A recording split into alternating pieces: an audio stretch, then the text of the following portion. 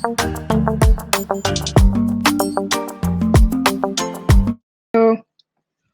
welcome to the Who's Got Imposter Syndrome session.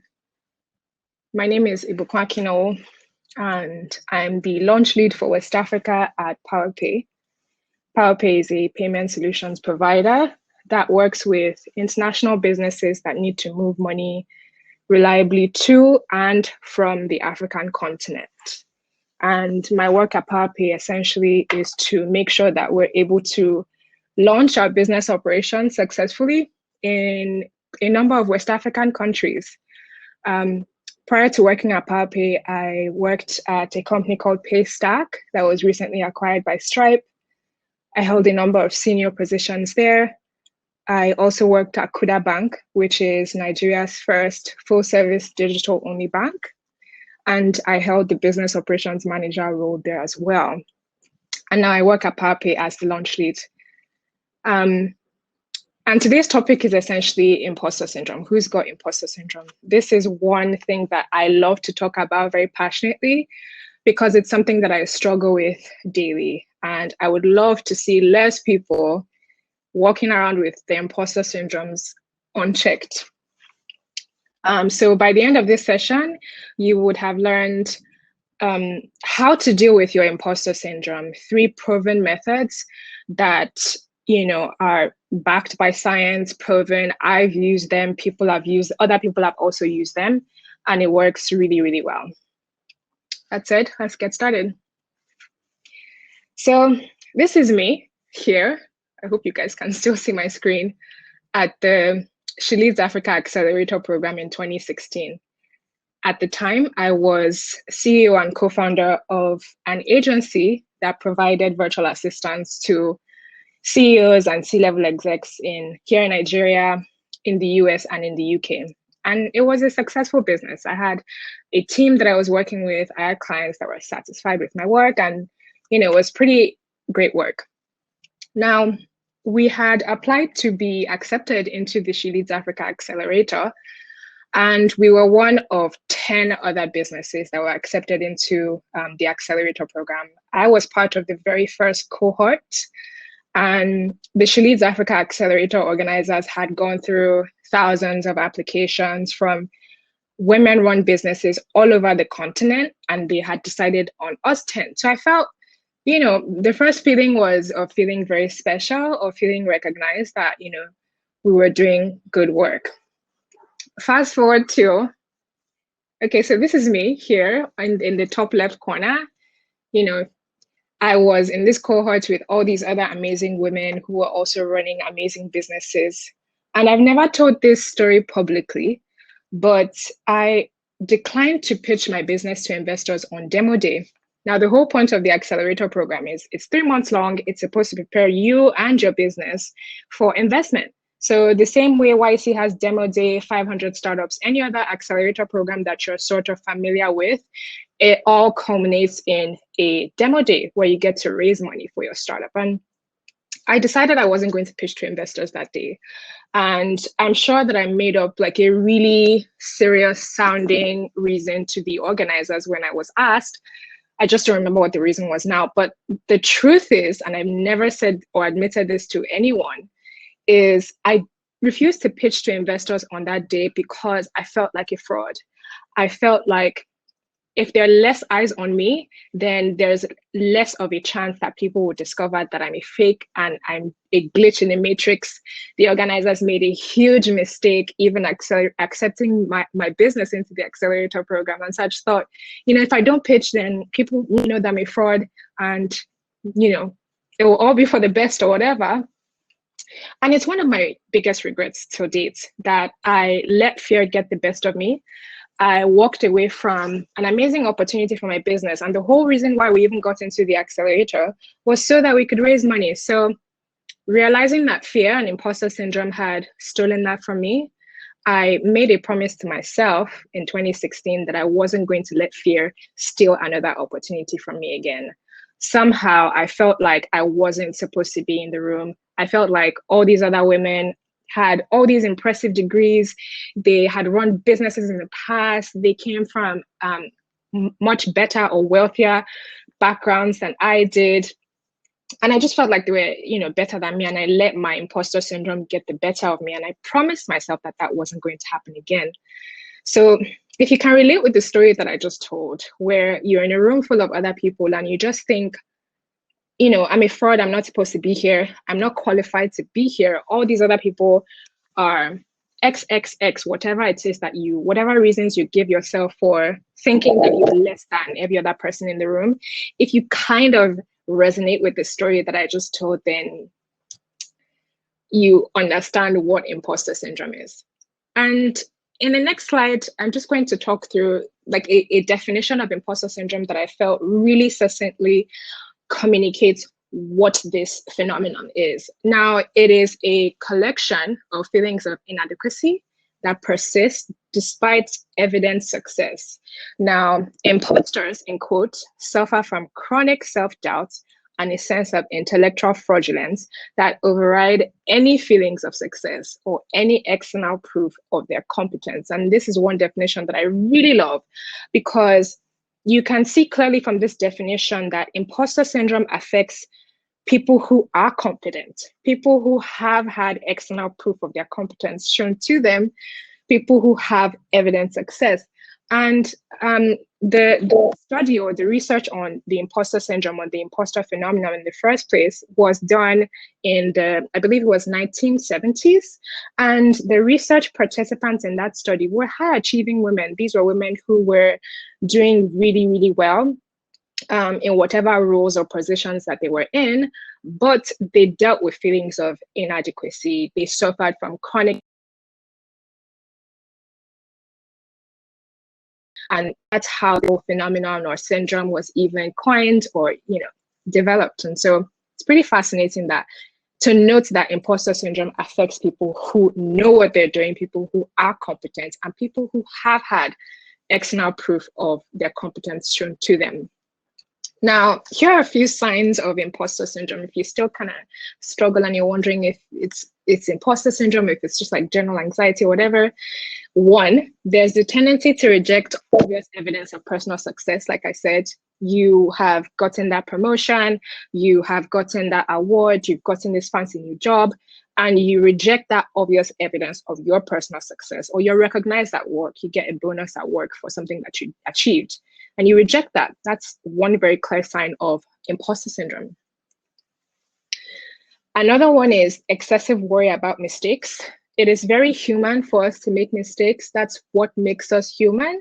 So when you find yourself excessively worrying about a mistake that you made, say, for example, you say, oh man, I should have said in that meeting that I'm the launch lead for West Africa, not that I lead launch efforts for West Africa. And you find yourself overanalyzing the mistakes that you made, and you can't get past that one mistake or several mistakes or whatever. That's another clear sign of imposter syndrome. Attributing your success to external factors like luck, saying that you are in the position that you're in because you've just been lucky, or saying that you got this bonus or whatever form of recognition for good work that you have, attributing that to luck, just chalking it up to luck, simply luck.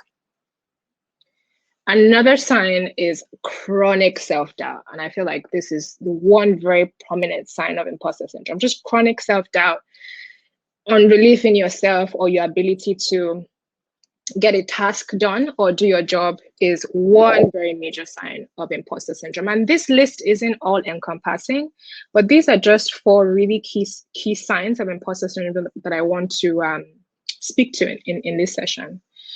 And here's what the imposter cycle looks like. Now, this cycle was developed by Dr. Pauline R. Clance in 1978.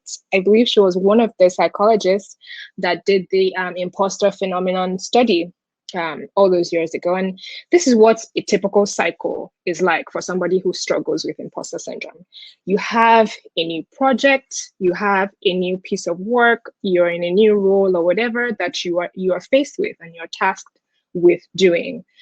And you have a lot of anxiety, self-doubt, worry about your ability to do the work. Now, there are 2 things that you can do as somebody who struggles with imposter syndrome.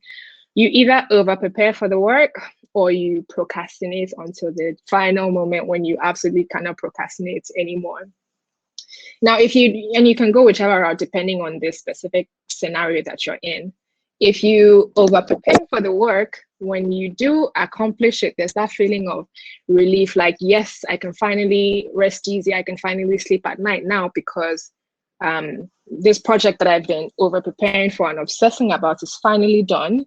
And when you do get positive feedback for the work that you have done, you chalk up your success, or you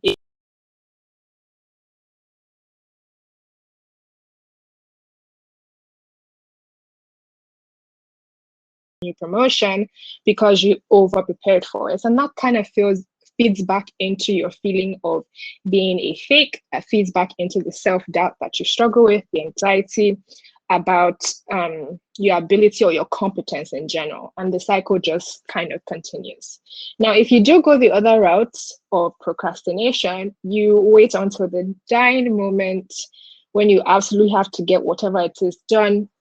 When you do accomplish it, naturally there's that first sense of relief because now you have a moment of rest where you don't need to be anxious about that one thing that needs to be done. So there's that initial feeling of relief and success. And when you get positive feedback from your manager saying, you know, Ibukun, really good job on this project, you chalk it up to luck. You know, I was just lucky. It was lucky enough to be able to get this done and get this done well enough for my manager to give me positive feedback. And you ignore that positive feedback, and that begins to feed back into your feeling of being a fake, and all the self-doubt that you struggle with. And, you know, the cycle just continues. And it's a vicious cycle. It's not a one and done, you know, it's not like a sickness where you take a few pills and then it's done. It's something that people who suffer from this syndrome struggle with very regularly when there's a new project or whatever it is presented to them. Now, what if you had 3 proven tools to deal with imposter syndrome? What if you had tools that you could use whenever imposter syndrome tells you a new lie or rears up its head to say, you know, you're a fake, you've just been lucky, people will soon discover that you're a fraud? What if you had 3 really useful tools that you could use when you're presented with a really foreign or strange situation? And for the rest of this presentation, I will talk through 3 popular lies that imposter syndrome tells you and how to deal with each specific lie. So the first one is, you're not supposed to be here. You're in the wrong room. It's a mistake. There's a glitch in the matrix somewhere. People who got you here somehow didn't recognize that you've been faking it, and you know, you're not supposed to be here. That's a lie. Now, if you are a person of color, or if you are a woman, or if you're a woman who is also a person of color, when you achieve things or you enter into positions where, whether directly or indirectly, you've been told you don't deserve or you're not supposed to be in, there's a very high chance that imposter syndrome will occur. And I really like this quote that I found when I was doing some research for this. And it says that when you experience systemic oppression, or you are directly or indirectly told your whole life that you are less than or undeserving of success, and you begin to achieve things in a way that goes against that long-standing narrative in your mind, then imposter syndrome will most likely occur. So you are not alone in hearing that lie in your mind's eye or in your head. It is a common phenomenon. It's something that a lot of people go through. So the first thing I would say is, 1, you're not alone. And here's how to deal with that lie. Look for external inspiration. Seeking out people who come from the same background as you or have similar backgrounds as you and are doing the thing that your imposter syndrome is telling you you're not qualified for or you're not supposed to be doing is a really, really strong way to counter a barefaced lie. And that is why when, for example, Kamala Harris became Vice President of America, I'm sure before Kamala became Vice President, if you were to ask any Black woman or a woman in general that, you know, do you think that you could become the Vice President of America?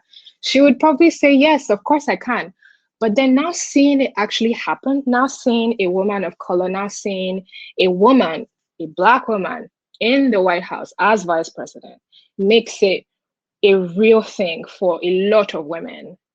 And that is essentially external inspiration. Now, it's important that you look for examples of people who, like I say here in this slide, either look like you or come from a similar background as you, because if you don't relate or identify with them, it's hard for you to be able to believe that what they have achieved or what they are is attainable for you.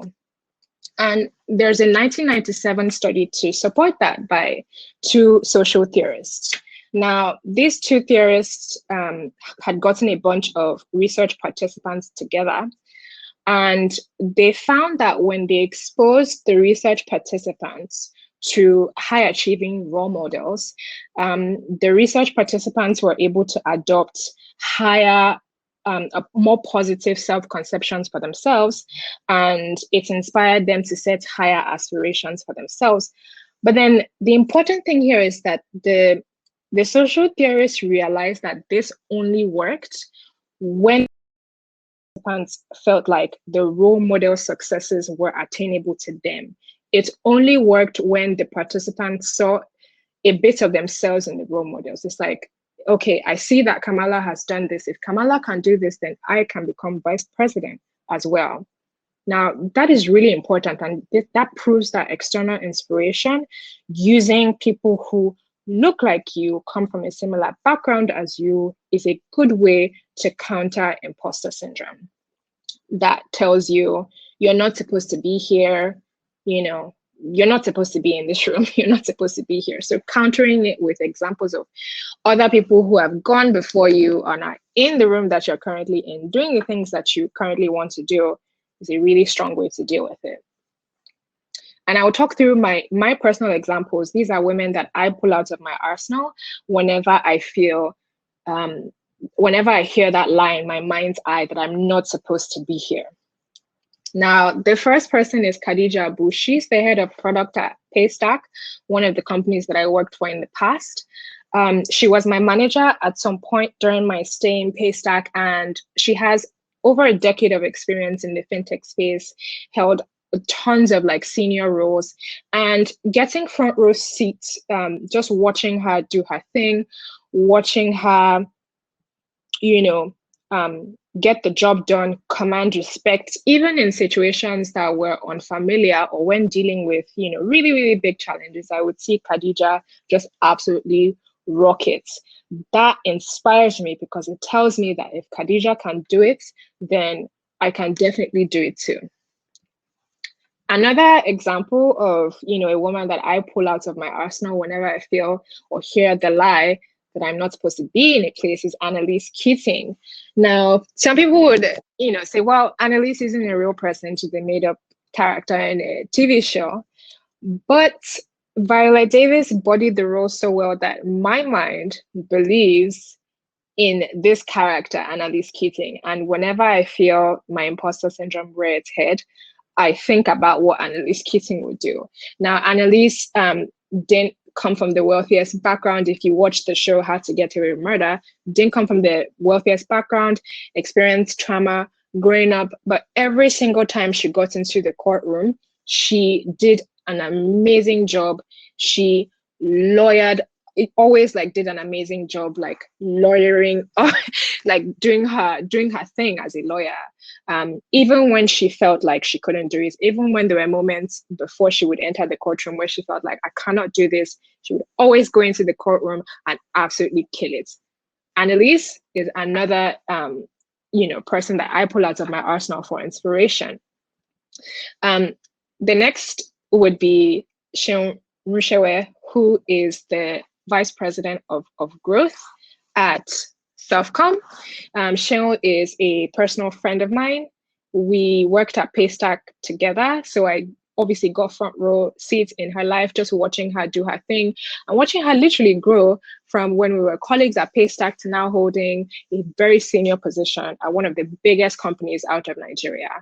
When I hear the lie in my mind's eye that I am not qualified for a job or I can't do a thing, I think about how Shion does it. And I tell myself, if Shion can't do it, who, we're pretty much on the same grade when we're pay stack, and she's grown and she's done all these amazing things. If she can go on to do all those amazing things, then I can do it too.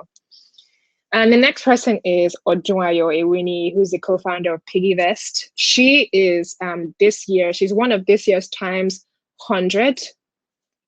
And she runs an amazing startup out of Nigeria. We went to the same secondary school. I see a lot of myself in her. I find myself inspired by her and her work and her ability to get the job done and command respect in a room where she's the only Black person, or she's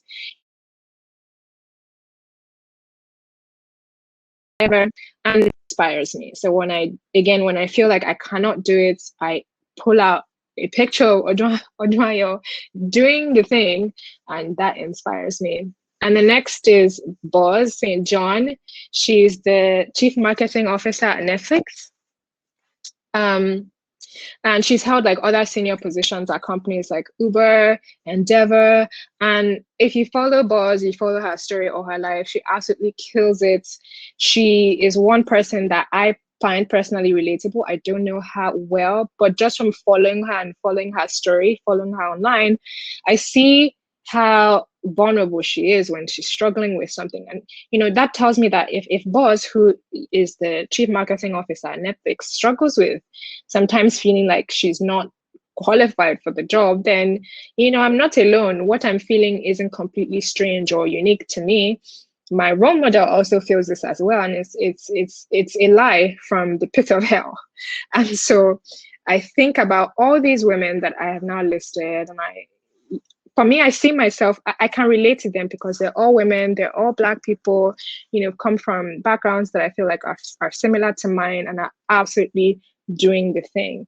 So when imposter syndrome tells me that I'm not supposed to be here, I remember all these women who are exactly where they are, doing the thing, absolutely killing it. And, that shuts down that lie in my mind's eye, like immediately. And so I would encourage you to also look for, look at me and Boz, we might as well be sisters. So I would also encourage you to look for examples, relatable examples, look for role models whose personal successes you think are attainable for you, whether they come from the same background, the same country, the same race, hold the same position as you do now, or hold the position that you aspire to. If there are people that you know in your real life, talk to them about their path and their career and their journey so that you kind of understand where they're coming from and kind of see the things that they have dealt with. If there are people that you don't know personally and they're popular people, the amazing thing about people like that is their information is online. They've done interviews where they've talked about things that you possibly are struggling with, and you can always refer to those things and be inspired by them. So the first lie is that you're not supposed to be in the room. And the best way to counter that is to look for examples, role models who are doing the things that is triggering your imposter syndrome. Okay. So before I move to the next lie, I want to be sure, let me just touch base with you guys and be sure that you can all see me. Okay, perfect. You can all see my screen. So the second lie is that you've just been lucky. I've just been lucky. Sometimes when I'm faced with a new job, or when I apply for a job and I get it, and I apply for a job that I feel like, oh, I'm not really qualified for this job, but I'm just going to try anyway. When I do get it, I just feel like, oof, I've just been lucky. When my business was accepted into the She Leads Africa Accelerator program in 2016, I was like, wow. My first thought was they must have made a mistake. They reviewed thousands and thousands of applications all over Africa and they chose my business.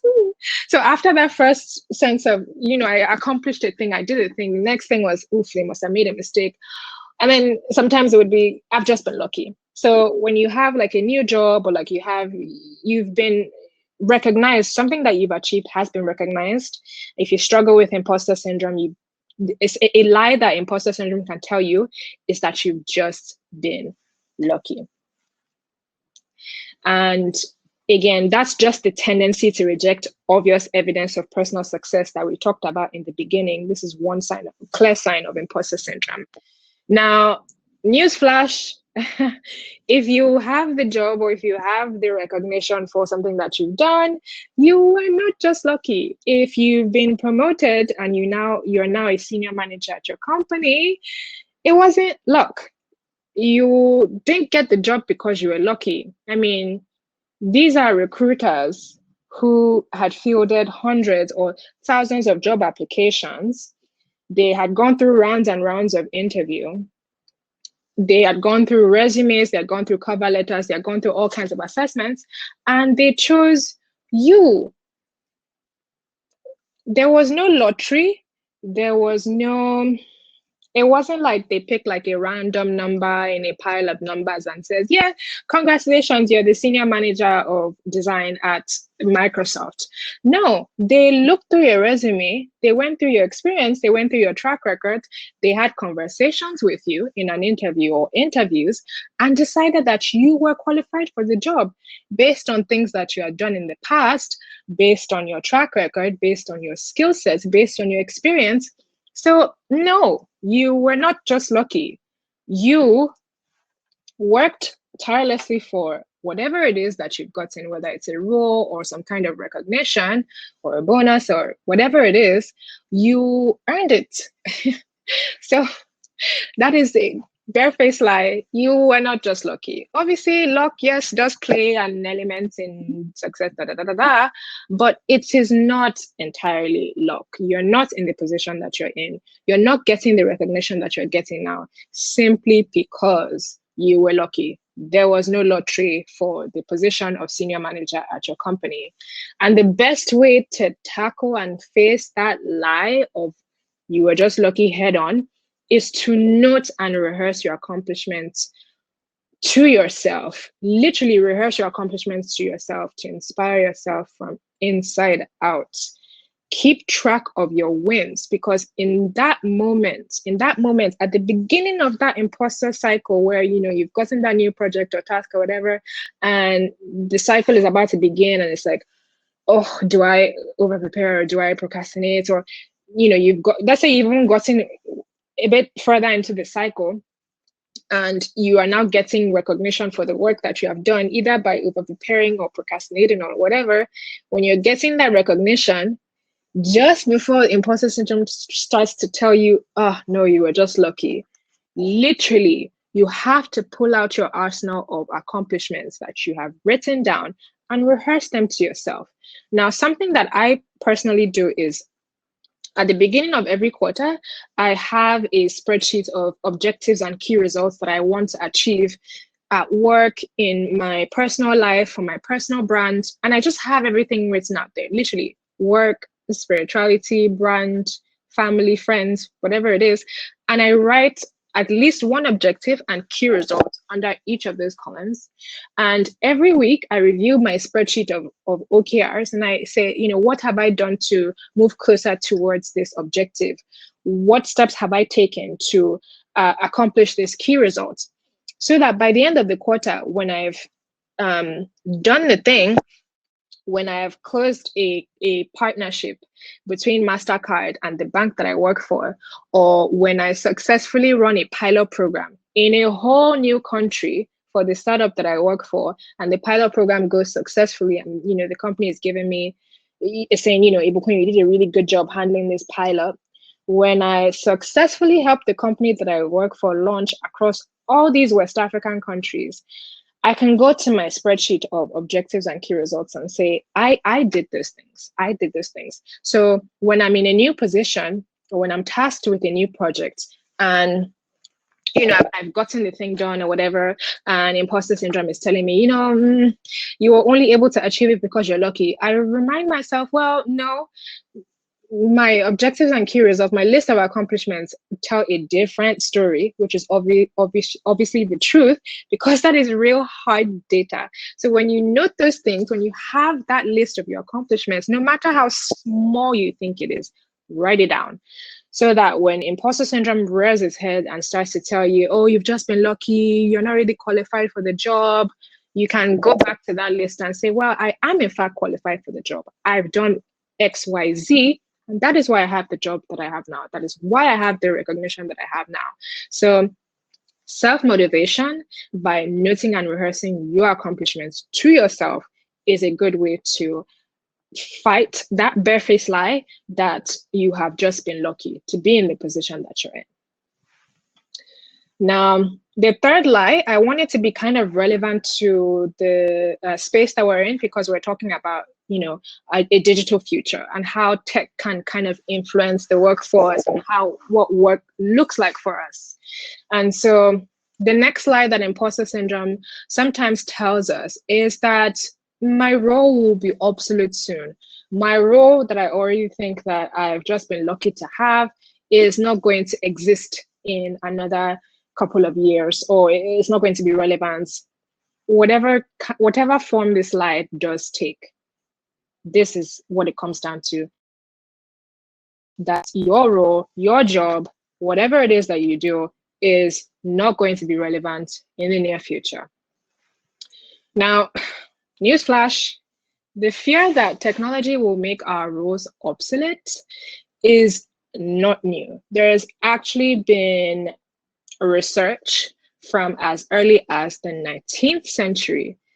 I'm sure if I look harder, there's probably, papers from even earlier than that, showing examples of how people have been afraid that mechanization and automation is going to take their jobs. So let that be like a first comfort, that this is not a new fear. This is something that people have dealt with from as early as the 19th century. Now, and I'll give an example. So there was the Luddite protest of the early 19th century in the United Kingdom, where the skilled hand weavers who worked in textile industries. Now, these people were responsible for doing literally by hand intricate designs on textiles, and they worked in these factories. And when the jacquard loom came about, which in many ways was a predecessor to the modern computer. So what the jacquard loom did was it created those intricate designs that these hand weavers were doing by hand. It created those same intricate designs faster, blah, blah, blah, blah. And so there was the Luddite protest because these hand loom weavers were afraid that the jacquard loom was going to take their jobs. They were going to be out of work. And, this illustration shows them kind of actually destroying the machines. Now, a report by PwC actually showed that in the long run, despite the short-sightedness of that action of destroying the machines, there were still many jobs in those textile factories, and the productivity gains from having those jacquard looms do those designs faster created huge new wealth. So it helped the economy, the United Kingdom's economy immensely. It generated even many more jobs across the UK. And it's generated jobs that were initially lost in the way textiles were traditionally designed. Now, remember that these looms are not going to work themselves. You do need people to navigate the device and kind of make it do exactly what it's supposed to do. Remember that this is the 19th century, so it's not like a self-functioning thing. It does still need human supervision. So, despite these hand weavers' fear that the machines were going to take their jobs, ding dong, there was these machines in many ways created even more jobs. There were still on average even many less skilled jobs than what they were doing available in the new textile factory. So all this to say, it's absolutely not a new fear or concern. Now, still using data from the PricewaterhouseCoopers, over the next 10 years, yes, 1.2 billion employees worldwide will be impacted by automation and artificial intelligence in one way or another. Now, 50% of jobs worldwide will be changed by technology in some way. So using, for example, the hand weavers example, their jobs were changed. The way that they were doing their work was initially by hand. But then when the Jacquard loom came about, it started to look very different. So 50% of jobs worldwide will be changed in the way that they are done by technology. But data shows that only 5% of jobs will be eliminated. Now, technology will change the way that we work, as 9 out of every 10 jobs will require digital skills. So it would be naive of us to bury our heads in the sand and think that technology, AI will not affect us in some way. But as to if it will take our jobs completely, here's what the data says. Only 5% of jobs will be eliminated. So the question is, how do you future-proof your work? How do you future-proof your role in the digital economy that is coming? One solution is to work with technology to make impact. Literally, by upskilling and reskilling, you are preparing for the inevitable changes that will come to the job market. It would be naive of anyone to kind of bury their heads in the sand and, if you pretend that it's not there, maybe it will actually not be there. That would be really, really naive. The best way to future-proof your job and counter that lie that your role will be obsolete is to work with technology to make impact. Upskill, acquire whatever skills that you need, acquire whatever technology or digital skills that you need to be able to do your job better. We should start thinking about technology as helping us 10x our jobs, 10x our productivity, as opposed to thinking about technology as a thing that will take our jobs. As the data shows, only 5 jobs will be completely eliminated, but many more jobs will be changed in the way that they are done.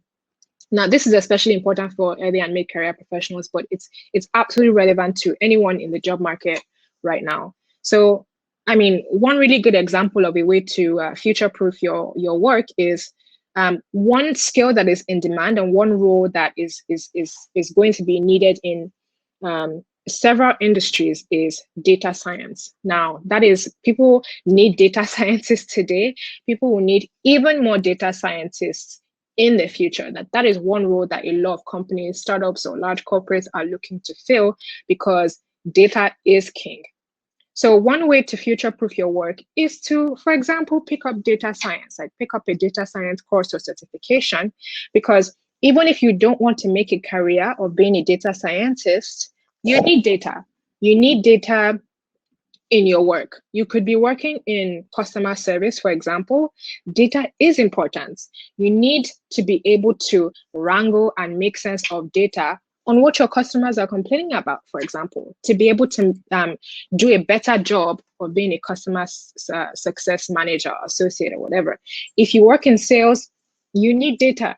If you work in product, you need data. In order to decide and make an informed decision on what features to either take out of your product or put into your product. If you work in operations, you need data. If you work in engineering, like there's so many different functions across so many different industries where data is relevant today and will be even more relevant tomorrow, because you do need data to make informed decisions, informed and smart decisions. So one really good way to future-proof your work is to upskill, reskill, take up, for example, a data science certification or course. There's so many other examples that I can give, but that's a really, really good one that I feel like will kind of stick with us, because I feel like a lot of the people in the audience kind of work in tech startups or are in some way exposed to tech startups. So data is like one really good example. Now, just to recap everything that I've said so far, 3 things to fight imposter syndrome with. The first, when you hear the first lie that imposter syndrome tells you that you're not supposed to be in the room, best way to tackle that lie is to find external motivation. So look for role models whose successes are you feel like are attainable to you, either because they look like you or come from the same background as you, or both, and find those people and have those role models in your arsenal for when imposter syndrome tells you you're not supposed to be doing the things that you're doing. The second way to fight imposter syndrome that could sometimes tell you you're not supposed to be in the room or you've just been lucky is to rehearse your accomplishments to yourself to motivate yourself. If you can refer to your previous accomplishments, you can fight imposter syndrome with data and say, I did all these things in the past. I'm not just lucky. I'm not a fraud. I am competent. I'm skilled at what I'm doing. And the third way is to upskill or reskill to continue to prove to yourself and fight imposter syndrome with actual data, telling yourself that your job is not going to be obsolete in the future. Your job will be changed. The way that you do your work will be changed to be more productive. But picking up the necessary skills that you need to future-proof your job is another way to literally get imposter syndrome in the face. So yeah, these are some of my sources for this presentation. Some of the research that I refer to and reports that I refer to are all here. And thank you for listening. I will take questions now. Let me see if I can stop sharing my screen. How do I do that? Okay. Great. Thank you so much for listening all. Let me try to find questions. If you have any questions, please feel free to ask me. Yes, Derek, I absolutely like finding like a mentor is also essential. That's another really good way. I didn't speak to that because I wanted to kind of keep the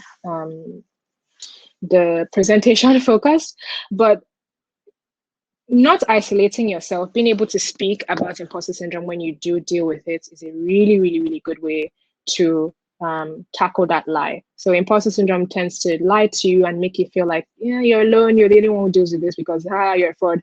But then when you have conversations like we're having now, or when you find a mentor, a coach, or another colleague, and you can have those conversations, it's a really, really good way to also fight imposter syndrome.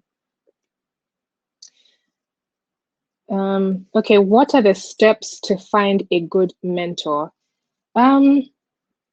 I would say personally is to not ask because usually people just like will reach out to absolute strangers and be like, oh, I love you and your work. Will you be my mentor? I feel like it's better to take a more informal approach to finding mentors or just getting mentorship.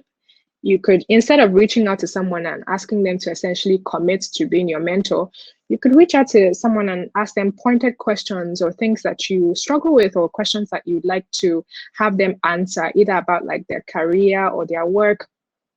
And then maybe ask for like a coffee or like a virtual like 10-15 minute conversation and be mentored by that person. I find that usually people that we think about as mentors don't really have a lot of time. And so asking them to immediately to commit, especially if you don't really know this person or you're not familiar with them or you don't have a relationship with them, immediately asking them to commit to being your mentor isn't really the best way to go about it. So you could start with building some sort of rapport with them, ask them a few questions, try to grab like a virtual coffee with them or physical coffee if possible, and just ask them all those mentor-like questions that you would like to ask them. You don't have to physically be in contact with someone to be mentored by them. You will notice that like all the examples that I have given, apart from the people that I know in my personal life, Boz I believe I think of her as one of my mentors. She mentors me by her actions and the things that she does and the things that she shares about her journey and her career online. So if it's someone that you know and you have a relationship with, I would say, try and ask like the questions. Don't immediately give them a ring, propose and tell them to be your mentor. There's a really low chance they will say yes.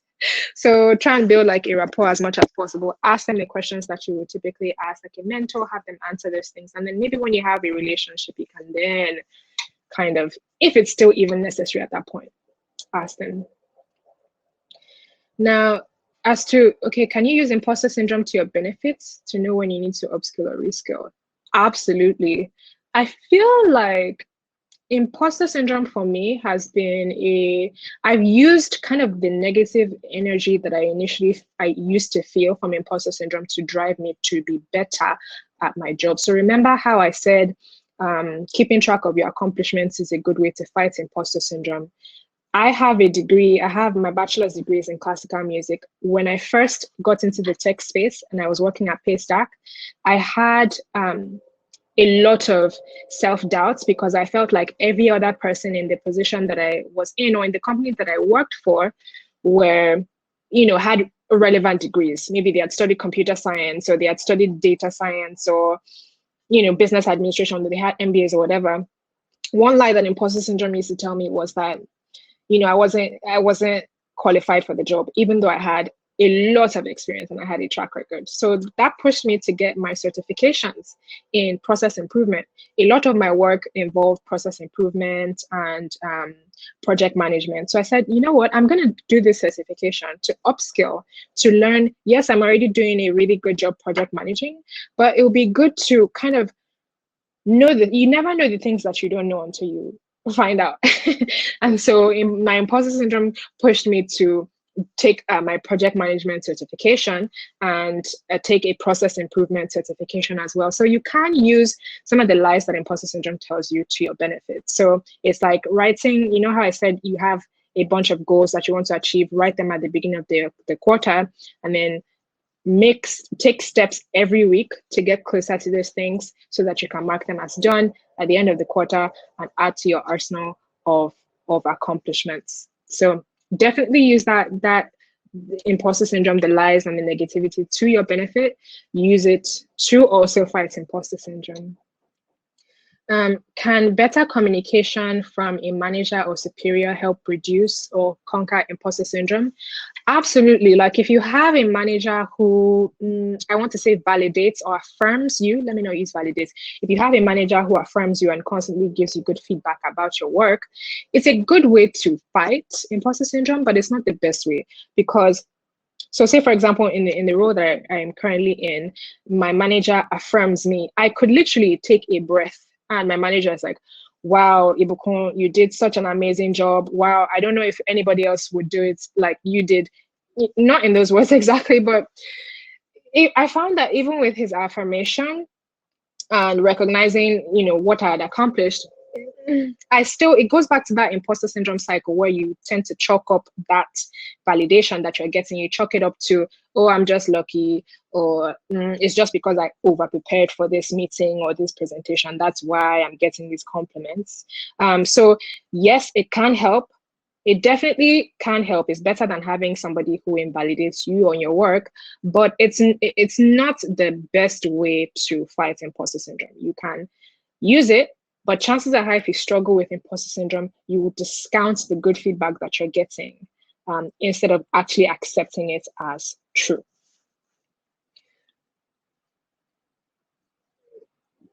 Do you think it's truly possible to work in the tech space without a degree? Question from Stephanie. I see many companies have stopped asking for it, but when you look across their business, everyone has a degree. Stephanie, that's a really good question. So for context, I have a bachelor's degree in classical music. I don't know what for. I just thought it was a good idea at the time. And I've worked in the fintech industry. I've worked in the business process outsourcing industry. I've run my own company, blah, blah, blah. I definitely think it's possible.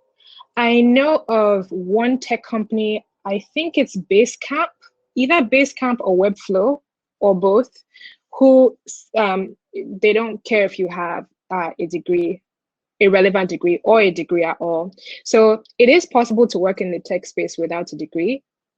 You just have to find the companies that do accept those people. Sadly, they're not as many as they should be. I personally feel like, as someone who has an irrelevant degree, I don't think that degrees are a mark of someone's ability or skill, especially if the person has a proven track record, or from speaking with the person who's applying for the job, you can tell that they can do the job. So I personally don't believe that degrees are pertinent to getting a job in the tech space. There are not that many companies that spell it out absolutely that you don't need a degree to apply, but there are a few. Webflow, Basecamp, if I remember correctly, those two. So I would definitely say definitely look for. There are a few out there. Okay, so Olufemi's question is, how can we collectively be able to eradicate imposter syndrome from ourselves and the younger generation? What can we do now to invest in tech and human psychology so that the future generation won't need to go through what we've gone through? Sorry, I know it's a long bit. No, I do understand the question. So imposter syndrome has been studied and analyzed and absolutely like dissected for decades. Psychologists have studied it, social theorists have studied it, but it's a phenomenon, literally. So how the people who did the initial study described imposter syndrome is they actually called it a phenomenon. So it's not a mental disorder so much as it is just a phenomenon. So there's no way to eradicate it. It is possible to reduce it. What I would say is the best way to fight it and tackle it to have information, to have tools like I've just shared, so that when it does pop up, is to fight those things. Because remember that there's a lot of things that make a person. If you, for example, grow up in a system or in a country or in a culture where people don't think women should work in a tech company or in a professional setting, when you're exposed to that, let's say if you have traditional parents who believe that, even though they may not say it, who say, when you're 21, you should get married and have 4 children. When you're 28 and you're not married and you don't have any children and you're absolutely rocking it in some of the biggest companies, and you're the only Black woman in a room full of white older men, naturally you're going to think back to your upbringing and kind of remember all the subtle, maybe not so subtle influences that you had growing up, where you just never saw anyone who kind of, how do I say, looked like you, was doing things that you want to do. So the best way to help the next generation, I would say, is to be more visible. The same way Kamala becoming vice president now makes it feel really, really real to a lot of people that a Black woman, or a woman, in fact, can be a vice president of America. The same way, seeing more people like that be visible, more people who traditionally aren't in those positions, when you see them be more visible, it helps the next generation, and it helps us, even in the generation that we're in now, believe that those things that we are aspiring for or aspiring to do is possible for us. And that is why it is absolutely important to surround yourself with, again, those role models that I described. Look like you. If you're a Black man who is working in product management at Microsoft, look for examples of Black men who are absolutely killing it in product management. Or if you're aspiring for like a chief of operations role in a Fortune 500 company, look for examples of people who come from the same background as you, who kind of look like you and are doing those things that you want to do. So the best way that we can help the next generation be visible as hell, and just look for exactly representation is definitely a good way to deal with it. I absolutely agree. Yeah, classic. Yeah. Timida's question is, do you have any daily habits that encourage you to believe in your dreams, abilities, or aspirations? Yes. So constantly referring to, I watch shows that have strong women as, the protagonists or the lead characters. So shows like How to Get Away with Murder. Funny, there's actually some research by neuroscientists now. I didn't want to go too much into that because I haven't really studied much myself, that the brain finds it hard to differentiate between real life examples and movie characters or show characters. And that's why sometimes it's hard for some people to disassociate the the real actor from the role that they played. So it's early research that neuroscientists are doing now. I haven't gone too much into it, but it kind of makes sense to me why I kind of think Annalise Keating and Viola Davis are the same person, even though that they're not. So one habit that I personally do is I watch shows that have strong women as lead characters, either strong women who are working like a corporate setting, or just strong women in general. And then I also have frequent conversations with, those role models that I described in my earlier slides, the people that I know personally. I'll constantly meet up with them for coffee, or people that I don't know, like Boz. I'm always on Boz social, just looking at interviews that she's doing or what she's writing, what she's saying, to constantly be inspired by that. So I expose myself to a lot of examples of people doing the things that I want to be able to do, so that I can believe that my aspirations are possible for me. And then I also constantly go back to my list of OKRs. Every week I do that and look through, the things that I've accomplished or the things that I'm still working towards. So those are really, really good things.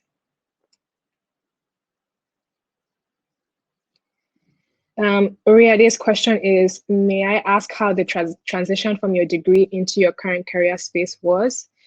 Honestly, it wasn't really much of a transition for me. I've never worked in the music industry. At the time when I got my degree, I was kind of playing with the idea of becoming a singer professionally. But then halfway into my degree, I decided that it wasn't for me and I wanted to make money. And so while I was at university, I actually started to work. And that's how the idea of my business got started. I was providing virtual assistant services while I was at school. And so when I finished my bachelor's degree, I set up my virtual assistant agency. And I was immediately in tech because all of my clients were either tech CEOs or people who held senior roles in tech companies. So it really wasn't much of a transition.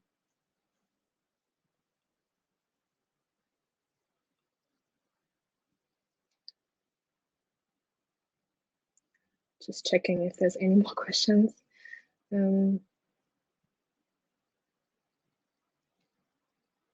Okay, so Derek has a network of mentors. Yes, this is actually really helpful. Thank you for mentioning this.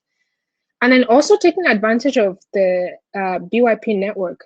I feel like this is already a gold mine of, inspiration or like mentors, because, this is a community of like people of color, thousands of people of color who are doing absolutely rocking it in their careers, in their roles, in their industries and companies. So definitely taking advantage of the network, connecting with people one-on-one. That's something I personally want to kind of do and explore in the network. So I would definitely say also take advantage of the BYP. Olufemi's last question, with regard to imposter syndrome, would it be regarded as a mental health instability issue? Yes. And actually, no, so it's not a mental health issue.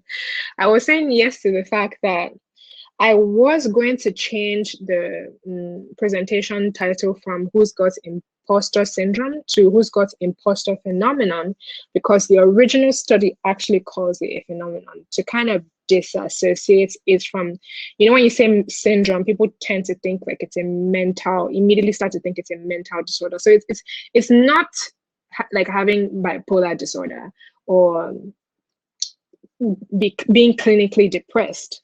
It is just, so there's no like pill for it or like prescribed psychiatric way to deal with it. It's just a phenomenon. It's like a feeling. It's like having not clinical anxiety, but like general anxiety if you're like in an unfamiliar situation or, whatever it is. It comes down to people who, I don't know if I mentioned this at the beginning, but the initial study that was done about the imposter phenomenon, it was high achieving women that were participants in this study.